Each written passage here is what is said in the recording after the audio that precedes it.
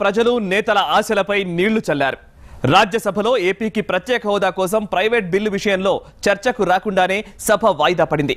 గందరగోళం మధ్య సభను మరోసారి వాయిదా వేశారు రాజ్యసభ చైర్మన్. సభలో ప్రైవేట్ బిల్లుపై చర్చ, ఓటింగ్ కు పట్టుబట్టిన సమయంలో అధికార పార్టీ ఎంపీలే వ్యూహాత్మకంగా అడ్డు తగిలారు. దీంతో ఏపీ వ్యాప్తంగా నిరసనలు భగ్గుమన్నాయి. స్పెషల్ స్టేటస్ సాధించే వరకు పోరాటం ఆపేది లేదంటున్నారంతా.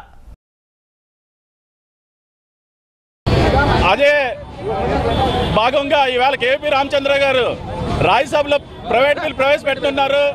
దానికి అన్ని పార్టీలు మద్దతు కోరుతూ ఈవేళ విశాఖపట్నంలోని యువజన కాంగ్రెస్, ఎన్ఎస్యుఐ విద్యార్థి విభాగం, కాంగ్రెస్ పార్టీ విద్యార్థి విభాగం ఆధ్వర్యంలోని ఈ కార్యక్రమం చేయడం జరిగింది.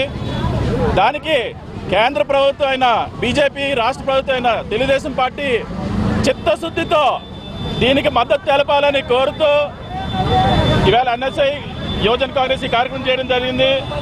మన విశాఖపట్నం పార్లమెంట్ సభ్యులు, బీజేపీ రాష్ట్ర అధ్యక్షులు 2 నాలుకల ధోరణితోటి ఈ బిల్లు రాజ్యసభలో ప్రవేశపెట్టలేమని చెప్పి నిన్న చెప్పడం జరిగింది. అది వద్దు సార్, చిత్తశుద్ధి